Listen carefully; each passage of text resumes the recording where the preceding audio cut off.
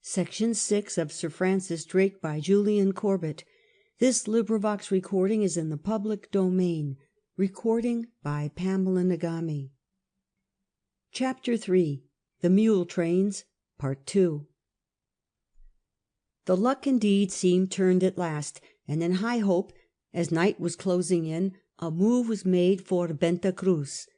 Here, at the point where the Nombre de Dios road crossed the river Chagres, stood the half-way depot, and thus far the mule trains always journeyed by night, so fierce was the noonday heat across the grass-clad prairie. Thence, either by the river or the roughly paved road which Pizarro had made through the cool forest, the treasure reached the Atlantic. Within a couple of leagues of the town they halted and prepared their ambush. First, every man pulled his shirt over his clothes, as the art military demanded for night attacks, and then, divided into two equal parties, they took up their places on either side of the way, some 50 yards apart.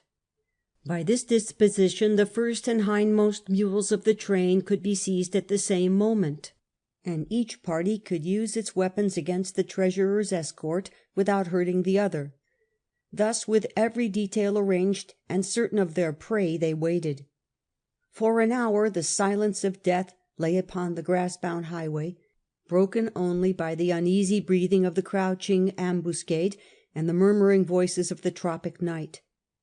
Then, faintly over the soft rustle of the giant grass, came the tinkle of mule bells on either hand, and from the direction of Venta Cruz the sound of a horseman's trot and a running footboy. The strictest order had been given that everything going toward Panama should be let by without a move, and unsuspecting the traveller came on at an easy pace. Suddenly, amidst the waxing sound of the mule bells, Drake, to his dismay, heard the trot change to a canter, and the gentleman clattered rapidly down the hard road toward Panama. Still, it was impossible that he could have seen anything through the impenetrable grass, and the anxious captain lay quietly on. Surely enough, the mule trains were not alarmed. Louder and louder jangled the deep-toned bells, till the air was alive with the merry clang. Then, sharp and high over all, Drake's whistle pierced the din. The grass bowed before the rush of black and white figures. Oaths and curses mingled with the bells. The mules stopped and then lay down, and almost without a blow the whole train was in Drake's hands. Pack after pack was rent and ransacked of its contents. A little silver was found, but treasurer there was none, not a single jewel nor an ounce of gold. It was from the chief muleteer they learned the bitter truth. A sailor, who had been keeping up his courage with aqua vitae, had been fired to spend it on the traveller. His maroon mate in a moment had knocked him down and lain on top of him, but in the struggle they had rolled into the road. The gentleman had galloped on in great alarm, and meeting the treasurer had told him that El Draque, how and whence he could not tell, was lying in wait for him on the lonely road, and the treasurer had consented to send on the victual train in front of him to spring the trap. Thus early did that ominous name begin to have its unearthly sound in Spanish ears. Time and space seemed already not to exist for him, but in truth they were now a terrible reality. Delighted as he always was to hear how he frightened superstitious Spaniards, it was no moment for any but the gravest thoughts. Horse and foot would soon be hurrying out of Panama, and in Venta Cruz perhaps the alarm had already been given. The whole party was much exhausted by their recent long marches. To retrace their steps to a place of safety was 4 good leagues, and the only other line of escape lay through Venta Cruz. Needless to say, the latter course was chosen. Each man mounted on a mule. They continued their way till close to the town, the maroon-scented musket matches amongst the trees ahead. Dismounting, they boldly held on along the narrow road till they were challenged by a Spanish officer. In the name of the King of Spain, the pompous captain bade Drake yield. For the honour of the Queen of England, the seaman cried, he must have passage that way, and flashed his pistol in the Spaniard's face. It was the signal for a volley from the Spanish musketeers. As the firing ceased, Drake's whistle rose merrily once more, and then through the choking smoke sailor in maroon dashed blindly at the unseen enemy. Yelling and leaping like fiends, the negroes led the charge. Yo pego, yo pego, their terrible war cry struck dread into the Spaniards' hearts. Backed by the maddened mariners, the charge was irresistible.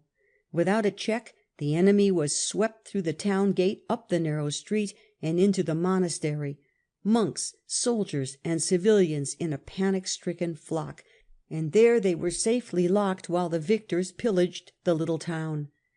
Besides its commercial importance, it was a sanatorium to which the ladies of Nombre de Dios came to be confined.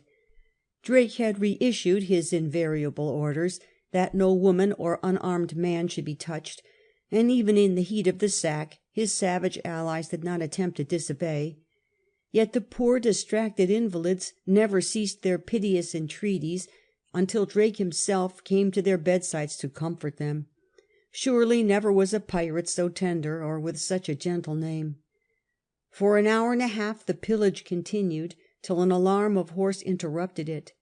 It was the advanced guard of the cavalry from Panama, but a picket was holding the gate, and so well had Drake kept his men in hand that faster than they came the newcomers were soon galloping back to join their comrades. When they returned with the main body to storm the captured town, the corsair had vanished.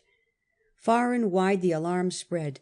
To the confines of Nicaragua the mine owners did not feel safe, and made ready for a flight to the South Sea. Within a fortnight one of the shark-like pinnaces appeared in the port of Veragua, and it was only the unsleeping vigilance of the garrison that saved a vessel laden with 1 million of gold from Drake's hands. A frigate of Nicaragua put in with the news that Drake had boarded her and stripped her of her gold and her Genoese pilot. To the eastward his lieutenant had captured and carried off a fine frigate laden with victuals. No one, in short, knew where to look. All that was clear was that he was at sea again, and the gold frigates hardly dared move. Meanwhile the treasure was pouring across the isthmus under strong escorts unmolested. On the last night of March, guarded by half a company of soldiers, 3 large mule trains left Venta Cruz with some 30 tons of silver and a quantity of gold. Almost to the very gates of Nombre de Dios they travelled, as safely as the rest, when, just as they thought all danger over, in front and rear the jangle of the bells was drowned in a rattle of musketry. The woods were belching shot and arrows. The air was rent with that terrible "Yo Perro," mingled with shouts in French and English. Overwhelmed and dazed as the yelling figures leaped down upon them into the road, the soldiers discharged their pieces and fled into the city in wild alarm. The garrison turned out with all the promptitude which their constant watchfulness made possible, but when they reached the scene there was nothing but the mules and the empty packs. It was Drake again, released of all he was to be expected. Shortly after his attempt to cut out the gold frigate of Veragua, he had met with an Huguenot privateer in distress. He had relieved its wants, and had heard from its captain the news of the massacre of St. Bartholomew. Moved with pity at his heartrending tale, and lashed into a fury against the whole Catholic world, Drake had taken him into partnership, and determined on this last desperate attempt. Strong in the certainty of his simple faith that God's hand must surely now be with him against the idolatry that was stained with a crime so hideous, he had struck his triumphant blow at the gates of this Moloch, and what wonder if he thought it was the finger of the Lord that had pointed out the way. While the Spaniards were gazing hopelessly at the rifled mules, the victors, with jests and laughter, were stuffing silver bars into the land crabs' holes, hiding them under trees, burying them in the river bed, till 15 tons were concealed. Then, groaning under the rest and all the gold, they staggered on to the river mouth, where the pinnaces were to meet them. Overtaken by a storm of rain, in 2 days they reached the rendezvous, drenched and exhausted. And there, with the suddenness of a dream, at the very culmination of their fortunes, they found themselves face to face with a situation besides which all their former griefs were as nothing. Not a sign of the boats were to be seen, and in their stead appeared 7 Spanish shallops. They were rowing towards Nombre de Dios from the very spot where the pinnaces had been lying during the absence of the shore party, and all hope not only of saving the treasure but of ever seeing home again was gone. The pinnaces must have been overpowered, and under torture the prisoners would have to confess where the ships were hid. Despair seized every heart but Drake's, and invoking the aid of that extraordinary power in which he was never surpassed, with a few cheery words he transformed the situation into one of hope. He showed them that if God had permitted the enemy to prevail against the pinnaces, he had sent the storm to bring tree trunks down the river, and with these they might make a raft and reach the ships long before the blundering, indolent Spaniards could make up their minds what to do. It is no time to fear, he urged, but rather to haste to prevent that which is feared. In a trice all was movement again. The raft was made, and a crew of 1 Englishman and 2 Frenchmen, who insisted on sharing the danger, with a biscuit bag for a sail and a tree for a rudder. Drake was waving a cheery adieu to his company. "If it please God," he cried, as they pushed off into the stream, "that I shall ever set foot aboard my frigate in safety, I will, God willing, by one means or another, get you all aboard, in despite of all the Spaniards in the Indies." Yet no one knew better than he how desperate was his case. No sooner were they at sea than every wave surged over the crazy craft up to their armpits as they sat. For 6 hours they toiled, parched and blistered with the salt and sun. "See," suddenly cried Drake in the midst of their torment, "there are our pinnaces." True enough, they were there, and to the sufferers' intense joy bearing straight for them.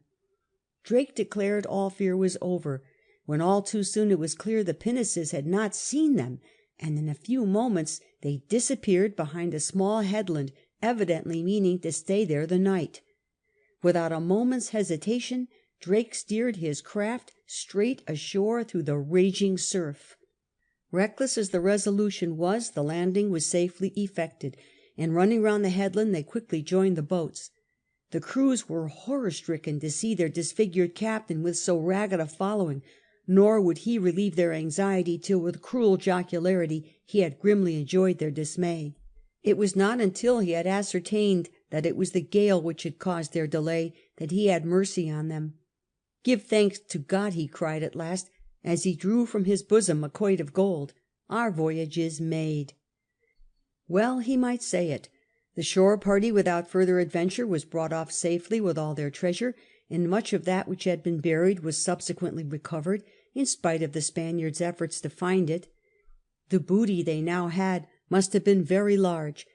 Besides the plunder of Nombre de Dios, Venta Cruz, and the mule trains, they calculated that of the 200 vessels of all kinds which then navigated the Caribbean Sea, there was not one they had not overhauled once at least, and some of them had suffered 3 times. Their only thought now was the homeward voyage. So reduced was the company that the Pasha was too large for them to navigate, and Drake gave it to his Spanish prisoners as some compensation for their long detention. In the Magdalena he knew he would find plenty of craft to serve his turn, so after parting company with the French on the best of terms, he sailed in his new frigate for the river. In Cartagena harbour were all the great plate ships and their convoy on the eve of sailing for Spain, but in the exuberance of his spirits Drake stood close in, and then ran by before the whole fleet with the flag of St. George waving defiance at his masthead, and his silken pennants and ensigns floating down to the water to bid them a mocking farewell. Another frigate was soon picked up, and after lingering in his stronghold long enough to refit for the voyage and take leave of his trusty allies, he shaped his course for home.